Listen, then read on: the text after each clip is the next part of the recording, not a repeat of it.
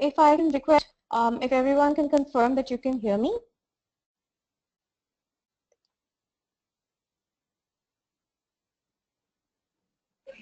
Yes.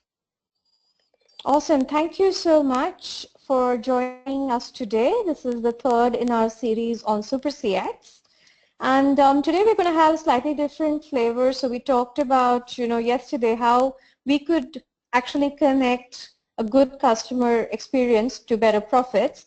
So today we're taking a very different view. We are looking at whether you need a good employee engagement experience to have a good customer engagement experience, right? So this was something, we've been off and on. Is it actually possible? Do the two have to be tightly connected? Is it possible to actually have, terrible employees and still achieve a good customer experience? And it's not as simple as it seems, because we do know companies that treat people badly and, they still seem to be doing pretty well. So how does that work? And what do you actually need if you need to align your business with a good customer experience? So I'm really excited to introduce you to our speakers today, because we have Hilton Barber, and Hilton Barber and I have been pen pals and email pals for a very, very long time, and he has shown great commitment to the topic because he has woken up at, I think, 4:30 a.m. to do this today for us.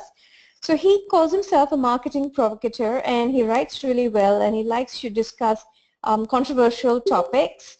And he is a brand person. He's worked in multiple countries with really, really large brands, and that's experience he's going to bring. But today he's not going to talk about how to build a brand, but rather how do you know the values that are required? How do you actually build a great customer experience? So he's our first presenter.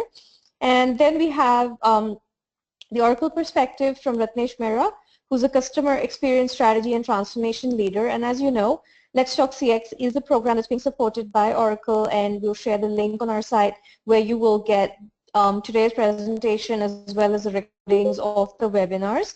And also, quick housekeeping announcement. If you haven't registered, please go ahead and do that, because today is the final session in the series, the Super CX series, and all participants will get their certificates after this. We'll send them to you, but we do need to have your email IDs for that. So since Hilton has woken up so very bright and early, I'm going to offer the stage to him. So over to you, Hilton.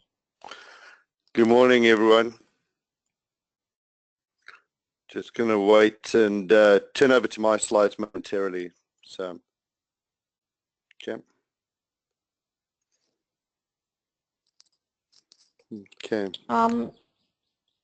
Hilton, I can't hear you. I hope others can. Okay. Are you guys able to hear me now? My Yes. There we go. You guys can hear me. I certainly hope so. There we go. Fantastic. And you can see my screen now. I just want to make sure about that as well. Okay. Jesse said good morning. I'm very delighted to be part of this session, and as Jesse said at the beginning, absolutely do I believe that customer experience is absolutely critical to employee experience is absolutely critical. Let me manage your expectations off the beginning. Today there's going to be no silver bullets from me. There's going to be no absolute perfect answers for your own organization, but I am going to pose a number of questions to you that I hope when you leave the session you feel that you've got something that you can take into your organizations and give some consideration to. So with that being said, let's get into it.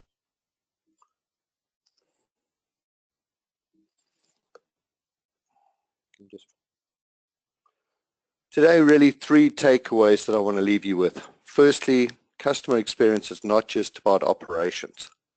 Secondly, in my opinion, engagement is the key customer experience metric that we should all be looking and aiming for.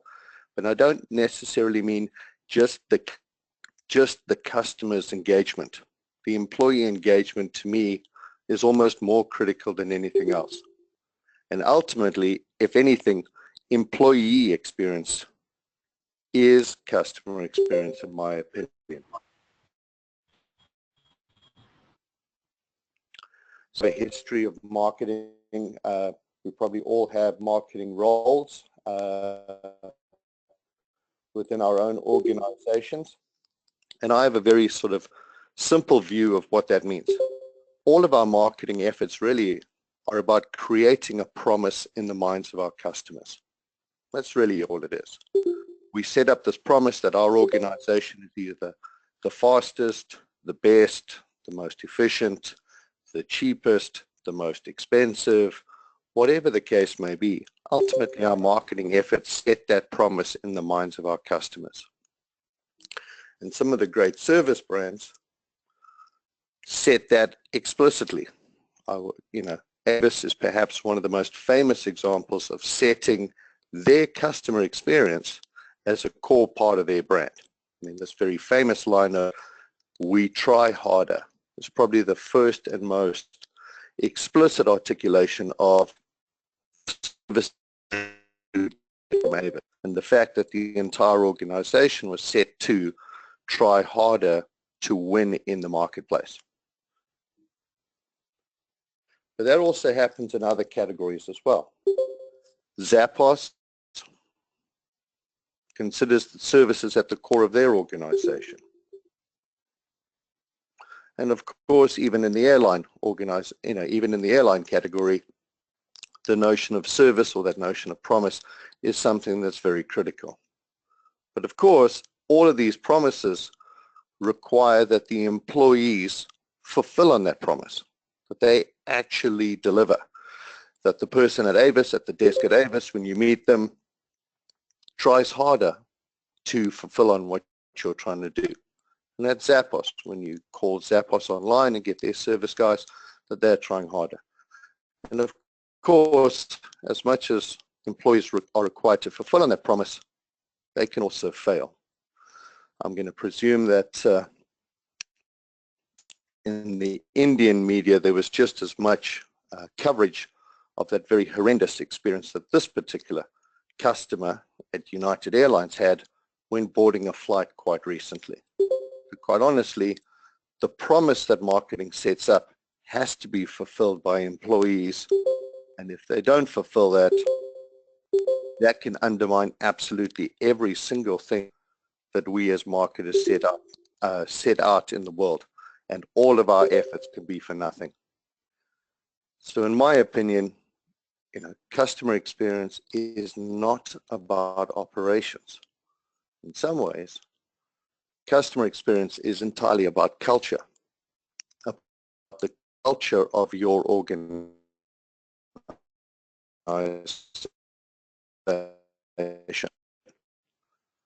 And your operations well set, but to make that a holistic experience and promise. Hsieh, the founder of Zappos, and an organization that Jeff Bezos bought for $1.4 billion, articulated in the following ways. Businesses often forget about culture, and ultimately they suffer for it because you can't deliver great service from unhappy employees.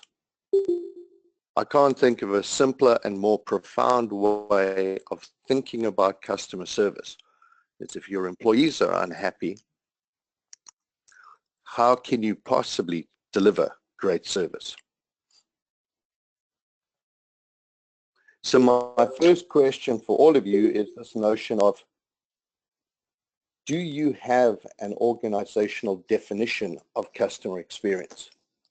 For a moment, consider in your minds the fact that Amazon has a view of the customer experience, but that view differs very significantly from Walmart.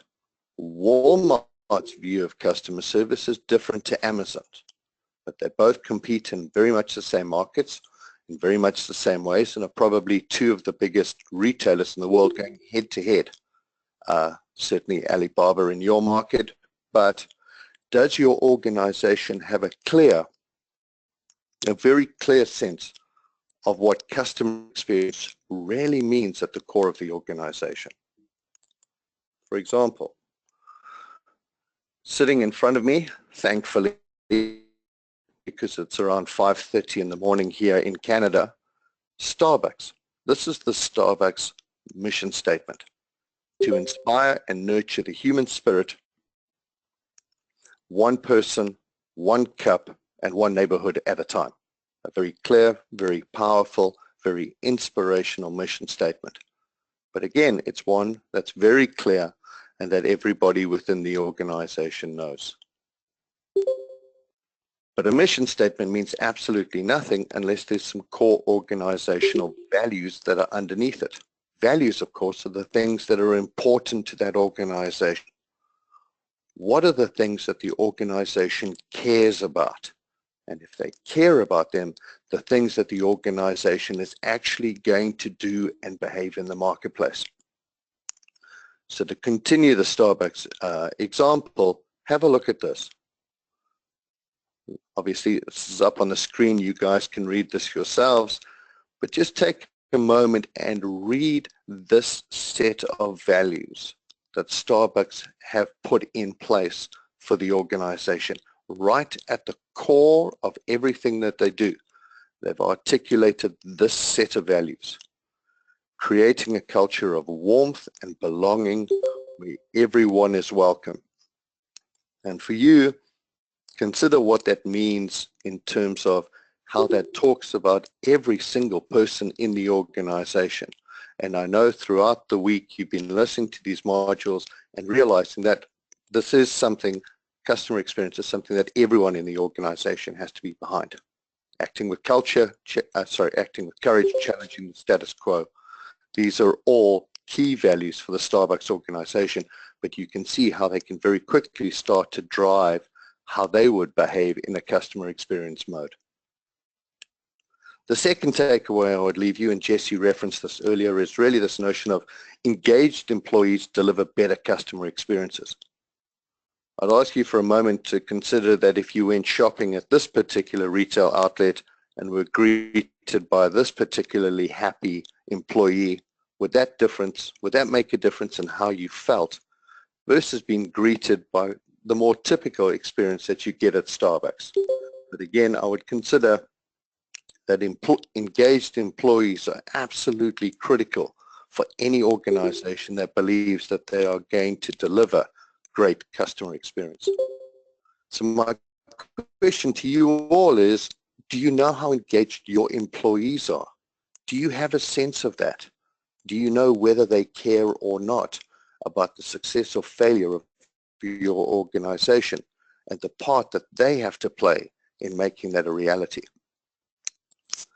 We've all seen Maslow's hierarchy, and I use this because it's a kind of interesting way of looking at employee engagement from the very bottom, from those unhappy employees that Jesse referenced earlier. Consider for a moment how they must feel within their organizations. At the very bottom, this notion of disengaged. I feel isolated, I'm not happy with my job or the work that I do. All the way through to highly engaged. I am aligned with my company's mission and inspire others to take action and build company culture and success. For a moment, just close your eyes and consider the colleagues around you.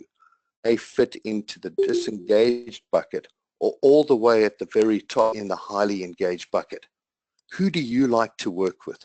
Who do you like to engage with? Who do you wish were in the meetings that you were in? Who do you wish were in front of your customers?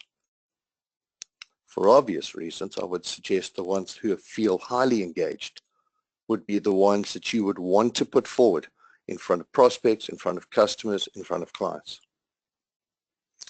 Recently, the global organization Aon actually did a trends in global employee engagement. And they're kind of interesting. If you look globally, employee engagement is actually down, particularly in the areas of rewards and recognition, senior leadership, the role that senior leaders like yourselves play in keeping employees engaged. The sense of career opportunities is down, and to some degree that's based on things like AI, automation, robotics taking over people's jobs. But really the sense that globally employee engagement is down. In Asia Pacific, specifically in your region, it's also down by 3 points, which I think is quite important. The one area that is up is this notion of an employee value proposition, which suggests that organizations are starting to create what is my value proposition to employees. We've obviously all spent hours and hours honing and refining our value propositions to customers, but increasingly in Asia Pacific and around the world, people realize the need to craft, as importantly, an employee value proposition. Why should you join our organization and why should you stay? So on the right-hand side, the say, stay, and strive, really those are just 3 very simple indications of how engaged an employee is. Say really is an indication of advocacy. Do they talk positively about their organization to their friends, their colleagues, their family? And again, think about how critical that is. If you're at a place that you like, you're going to talk about it to the people nearest and dearest to you. If you're not, you won't. Stay really has remained kind of static. That is, do you intend staying at the organization that you're at for a long time? And typically that's around 5 years. That's remained kind of constant. Strive is the most critical one.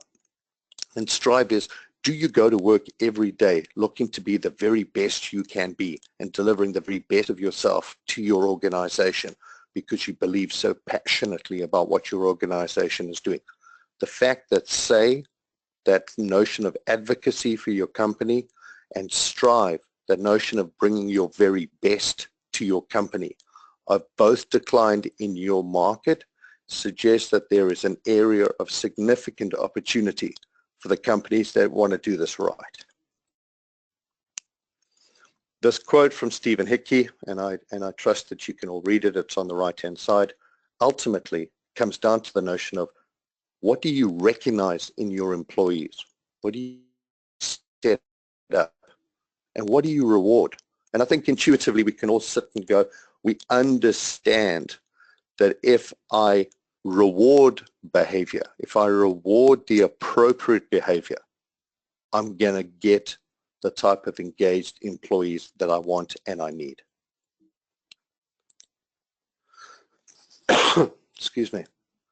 But critically, and I know in your first session there was some discussion around metrics and the metrics that you should measure, I would contend to you that measuring externally in terms of are we delivering on customer experience is absolutely critical. And notions like Net Promoter Score are obviously one of the most popular and one of the most widely used articulations of are we doing this properly? Are we having an impact? And are customers actively promoting us to themselves? I would suggest that internally, if you're not measuring your employee engagement, then it's going to be incredibly hard for you to connect the dots between the external experience that you deliver to your customers and the internal experience that you're delivering to your employees and their level of engagement in what your company is trying to get done. So for me, takeaway number 3 is your customer experience starts with your employee experience. You can't deliver that externally if you're not delivering it perfectly internally. So my third question for everyone on today's session is,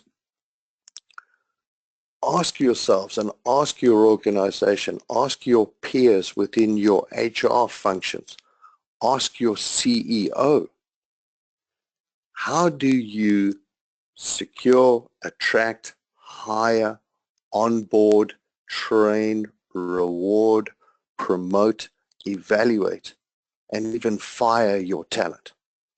So often organizations obsess about the very first parts of their employee engagement.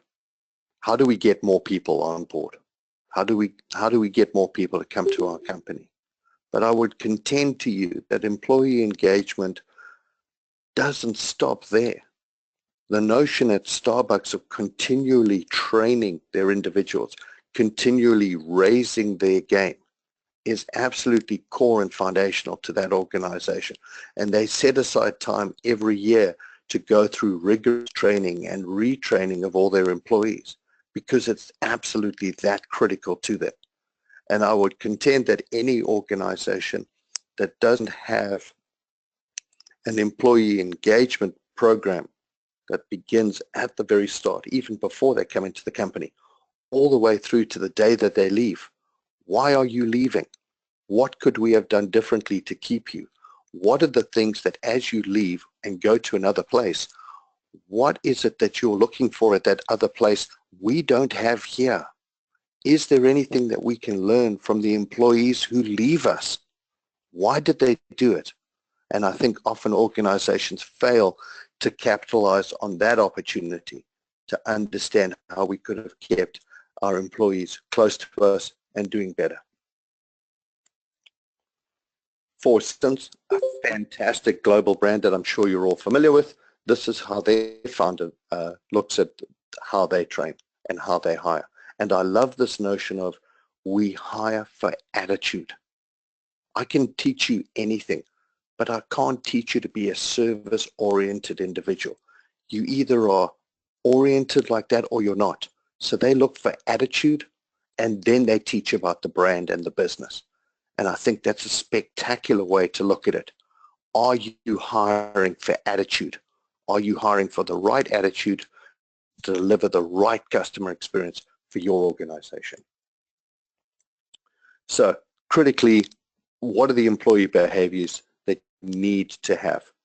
I'm going to switch gears slightly and go and use Netflix, which I think is a spectacular example here in North America. These are the behaviors that Netflix suggests are the ones that all of their employees, regardless of where they sit in the organization, should behave to. And here is the lesson, if I may, for all of you that are on this call. It's one thing to put these words down. The other critical important thing is that people understand explicitly, with no ambiguity, what those words mean. I think if I was to say to all of you on the phone, can you give me your definition of innovation? I might get 20 different answers back, but you can't have that happen within your organization. When you say innovation within your organization, people have to all understand universally what that means. And this is why I put up the Netflix example, because this is a great example of how they take a word like communication and break it down into very specific actions and very specific behaviors. If you don't do that, you have the chance of ambiguity and for people to make up their own interpretations. That can kill you. So that's communications within Netflix. And this is how they define an important word like courage. And again, I would ask you to consider, what are the words that define the behaviors within your organization? Do you have those explicitly written down? Are those shared across the organization? And do you have this level of detailed description and definition for each and every employee that you have? Without it, you run the risk of people interpreting it for themselves and ultimately behaving in ways that are inconsistent with what you are looking to do. So I leave you with a couple of these questions. Remember, at the beginning I said I have no silver bullets for you. I merely have some questions that I would urge you to consider as you leave the session today and over the weekend while you're relaxing. Maybe play these back in your mind and think, within our organization, do we have a clear and universal understanding of these three things? Do we have a well-defined customer experience vision for our organization? Do we know exactly, are we going to behave, it's our vision to be like Walmart? Or is our vision to be like Amazon, where each and every time they're looking for ways to take out stress and pain within the customer experience journey? Do we know the values and behaviors that are required to deliver it? And does each and every employee within our organization understand exactly when we use powerful words like initiative or service or courage? Do they each individually know what those words mean, how that drives how they act and behave, and could each and every one of them play back to you, this is what it means? And I would also ask, do you have an employee experience that nurtures those behaviors, that brings on board the right attitude into your organization, that brings into your organization the right people? And do you nurture those people to deliver the very best of themselves? Because if you do, you will find that they will be highly engaged, highly keen to deliver this world-class customer experience that you're looking to deliver. And I would suggest to you that it starts with your employees. If you don't get the employee part right, I don't care, with all due respect and reverence to my colleagues through the week, I don't care how fantastic your operations are. If you don't have the right employees in place at the right time, highly engaged and highly motivated. Thank you, guys. That's my perspective. If you'd like to reach out, here are my details. Jessie has a copy of, and you can download it from her. There will be some other reference material that I've added at the back that you can see, some books I would recommend you reading, and some other perspectives that are just covered in some additional reference material at the end of this presentation.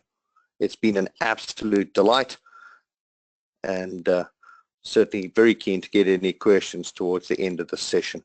Thank you again. Thank you so much, Hilton, and I can see lots of thank yous and awesome coming in on the chat window. You do have a few extra minutes, so I'm wondering if anybody would like to ask the question right now. Sure. Go ahead, guys. I'm going to bring up my chat window, I think, if I could see. Yeah, so I can see some people to you as well. Anyone has any questions? Because I have one, which is, do you think that, the employee connection to the customer experience is relevant only when there is a customer touch point directly with the employees, but if you're a pure product company, it doesn't matter? Well, I would consider that, everybody within Amazon, I mean, let's remember that Amazon began as an online seller of books, and then has now become the sort of global behemoth that actually does have physical touch points, etc., etc. But I would still say that if you're a guy who's developing a website for your entirely online delivery, if you don't have those behaviors in place, I'm not entirely sure that you can deliver that kind of experience, because it really has to begin with, what are we trying to create here? What are the values that this organization holds dear? What are the behaviors associated with that? And what, in my particular point of the organization, can I do to live up to those? I would encourage you guys to think for a moment about your accounts payable team. When you talk customer service, think for a moment, how customer service oriented is your accounts payable team? That's a critical component. And I think we often say, well, it's the sales guys, it's the guys in the call center. I would suggest each and every person, if you are truly a customer-centric organization, everyone should understand that and be behaving accordingly.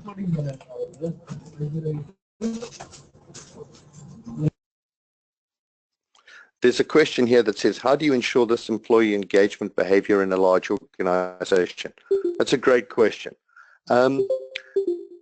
There are certainly a number of organizations out there that do employee engagement surveys. There's a number of great organizations that actually focus on being able to test and diagnose the levels of employee engagement across large and small organizations.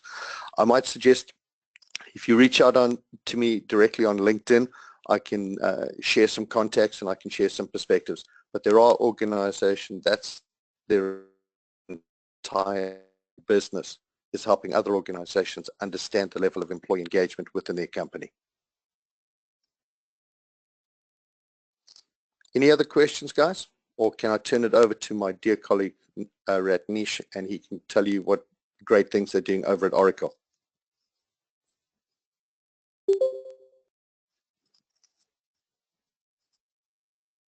Hello?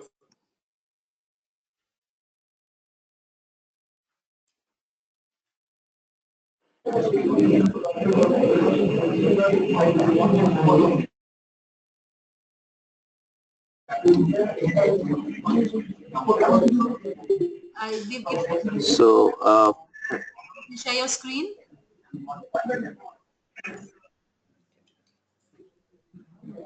Yeah, hi, this is Ratnesh here. Am I audible?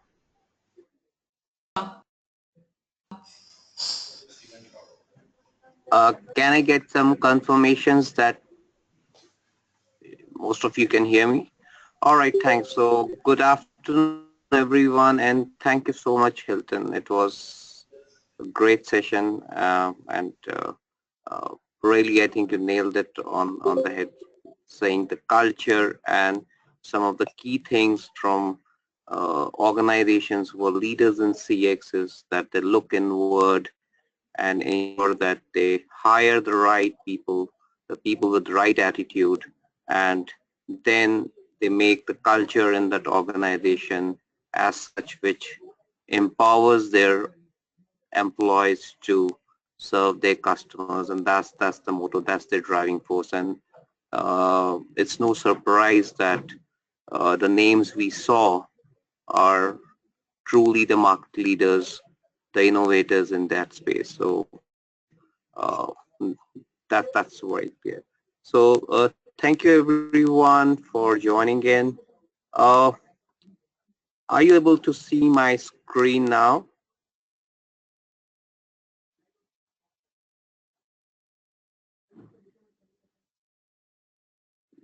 Okay, I'm getting a couple of thank you for our respondent. So just to start with, I think I also would start with a story, or it's actually an incident, and this incident is not very recent. This is something which is almost 15 years back, and there were no CRM systems, no CX systems at that point of time.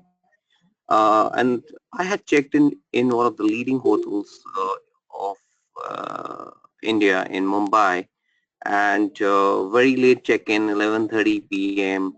I was very exhausted, did not had my dinner, and obviously ordered something from the menu.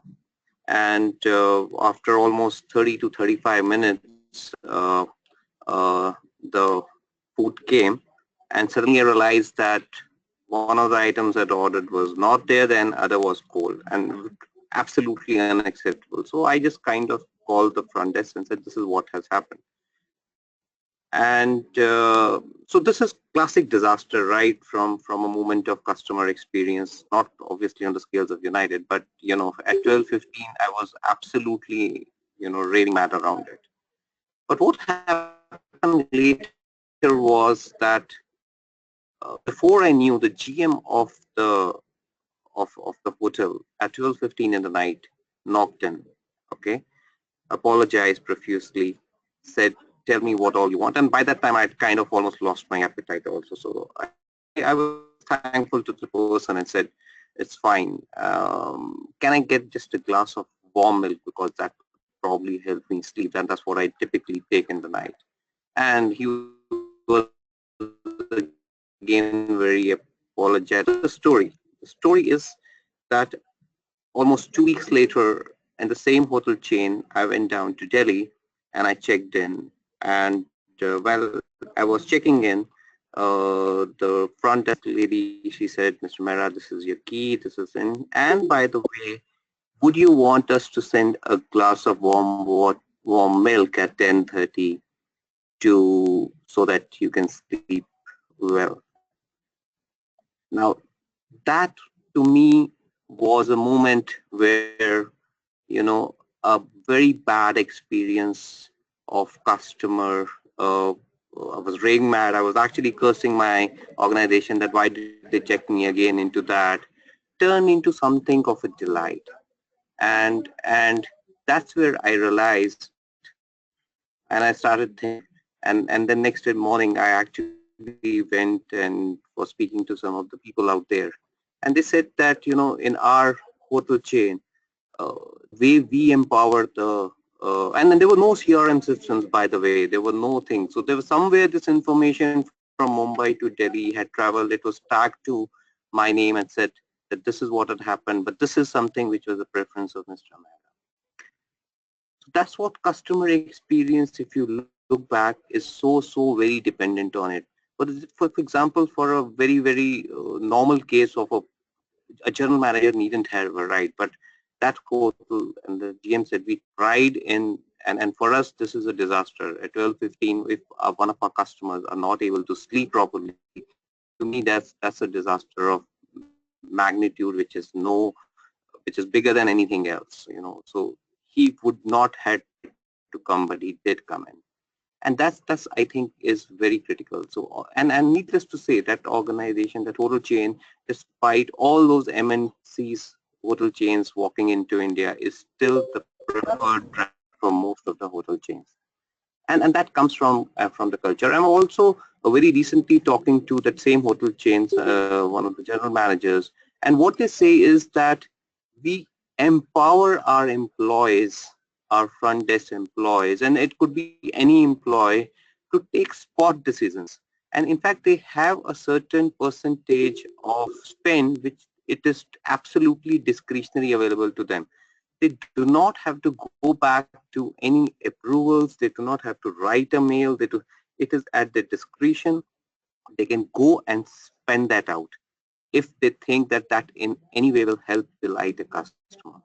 So that's what we're talking about, the culture and empowerment.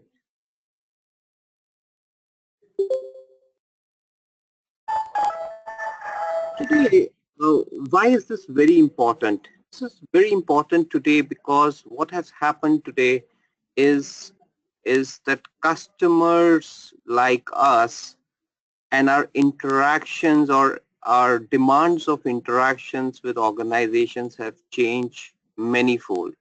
We have so many channels of interactions, right? There's no longer a call center or uh, a front desk with which we interact. Our interactions are through social channels, our interactions are through communities, our interactions are also through any platform. And that's where today organizations have realized that there's so many touch points which are happening across various points, and how do we ensure that any person within the customer or our employees has the same kind of experience. And then that's very important. Similarly, it's becoming very important for the marketing team who interact with the customer, or even from a customer acquisition perspective, on what is the kind of messaging they are sending to the customer. Is it an integrated customer messaging?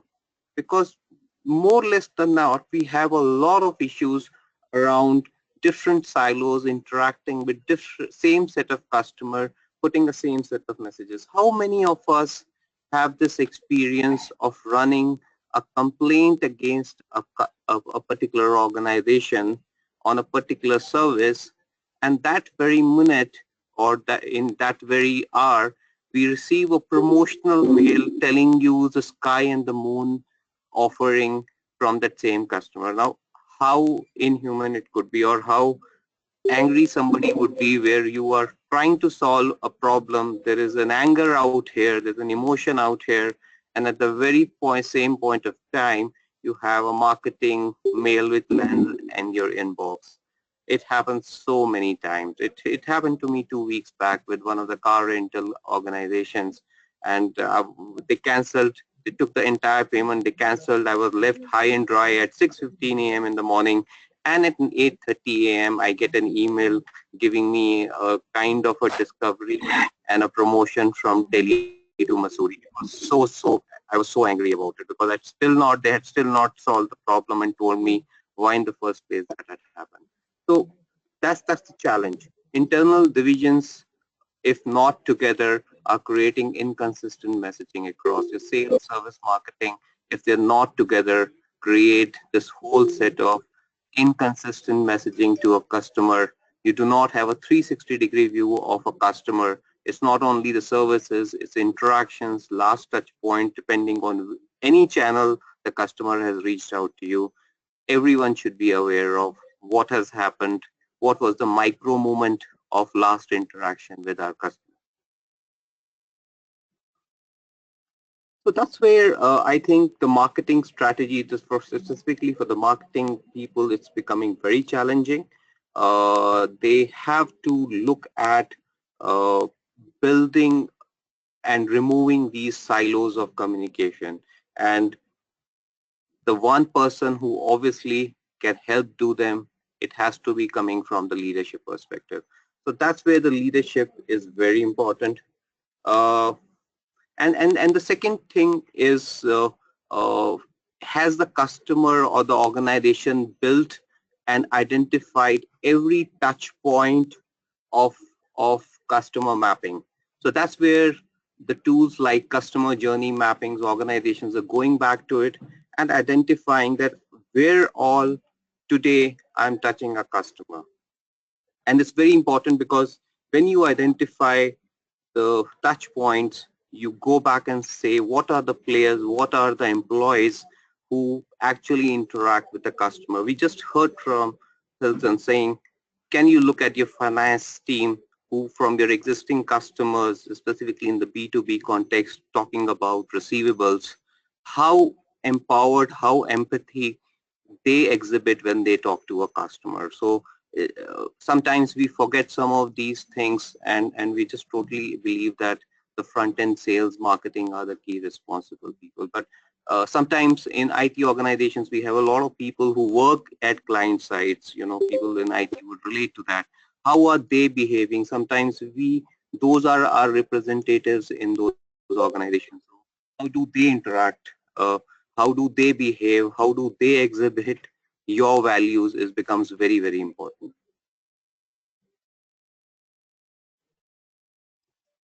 This is obviously all linked. This is, again, no rocket science because when you have an engaged employee, you obviously give a great customer service, which obviously means it's a more loyal customer. And if it's a loyal customer, it definitely means strong financial results because you're going to do this. And the good things a lot of market leaders do is that they take this investments out here both from a tangible and intangible. So when you have a loyal customer, you have your employees who are facing those customers, there's a lot of pride which comes out, and market leaders typically instill this culture of pride in this thing. So their employees are very proud of what they have achieved.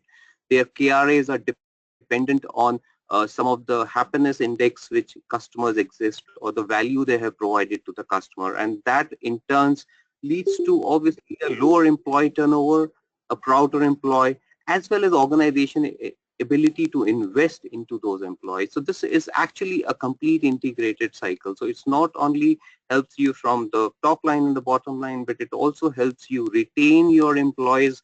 It helps them to be proud of what they are doing. It gives the instill of a culture of pride and win across them. And I was mentioning that this happens specifically from a concept of a leadership.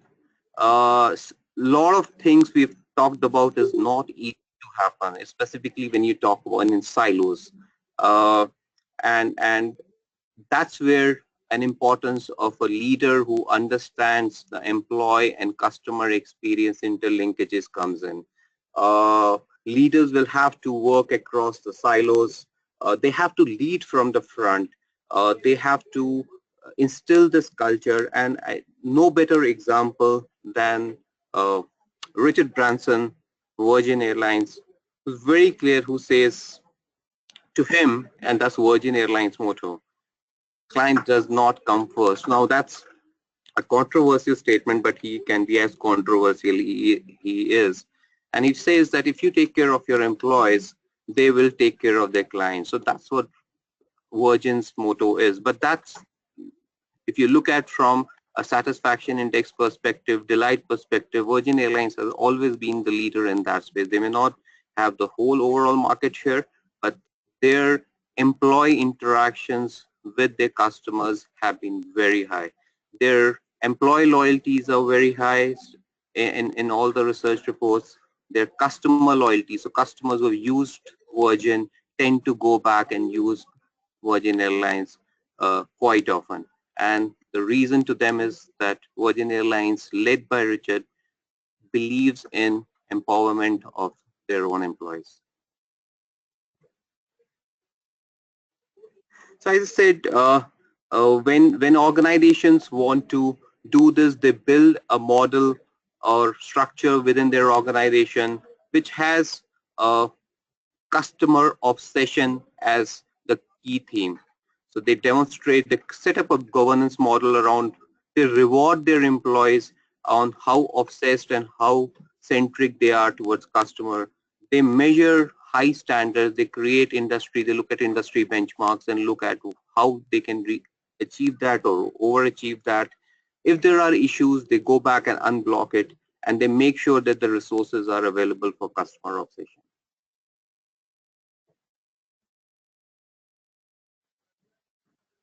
Uh, this is very important, specifically for organizations who are starting their CX journeys.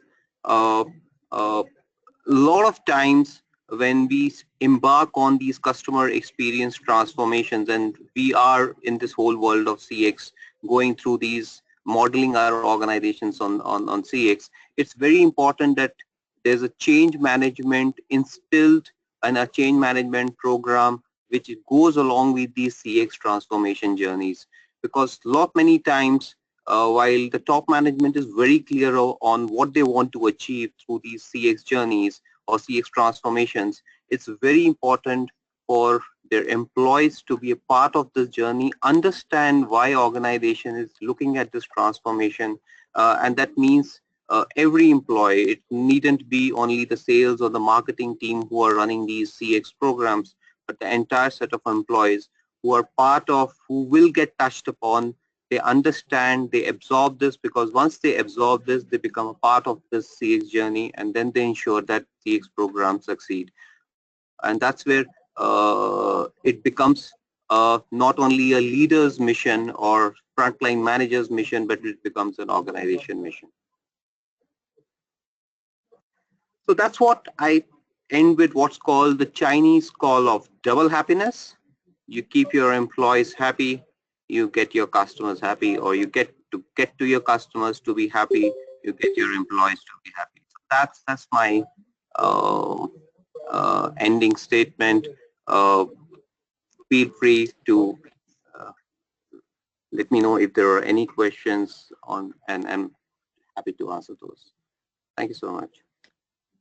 Thanks so much, Ratnesh. That was great, and I really liked the templates that you've also provided on how to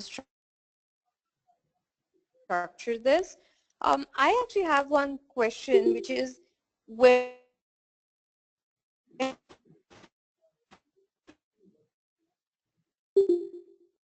digital and the social media world, is it possible to actually be in touch with your customers and employees without them also being there?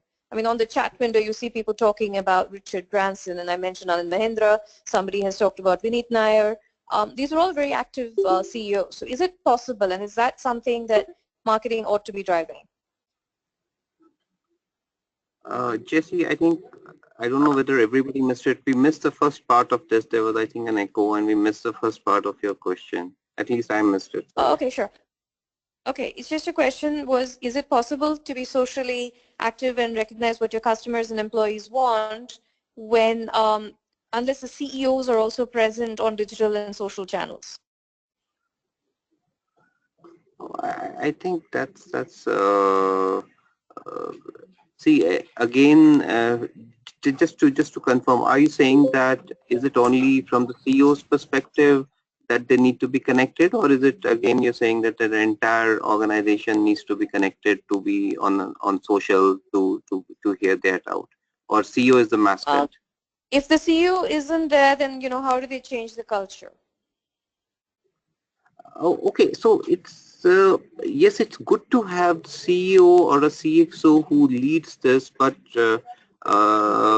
that's the right way of doing a CX strategy, because when you do a customer journey mappings, you would realize that you will have at least 4 to 5 departments who take it. But it can always take a leadership for for example, if you're running your key themes, and I also believe CX is always a journey and you can start somewhere and then ride on to it. So for example, if your key theme today on CX is around customer acquisition, then it's very much possible for the marketing CMOs and at least the front end team, which is maybe the sales, to get together and get this thing. So I have seen CMOs taking this role of being the evangelist. We also are seeing a new role being created, which is called the chief custom officer. And this is specifically happening around started from the service transformation side, where organizations who had a large set of customers facing issues around churn or service quality created these teams called customer manager or head of customer, and they drove some of these initiatives and brought the other departments together. So you could also have a CMO or a head of service leading this transformation. Great, thank you so much. So with that, I think, we'd like to wrap up the third and final session of our Super CX Week. Thanks so much to Oracle for supporting this and for driving a lot of the content, particularly Ratnesh Mehra, who's been working with us on the content for this program. So thank you so much, and of course a very special thanks to Hilton Babel for joining us today with a very unique perspective on employee engagement and CX. So thank you all, and I've provided a link for where you can stay in touch with us for more content on customer experience and to continue the discussion. So thanks to all for joining us this week, and we will be sending you your participation certificates shortly. If you have any concerns, feel free to email me about that. Thank you so much. Have a great weekend. Thank you, everyone.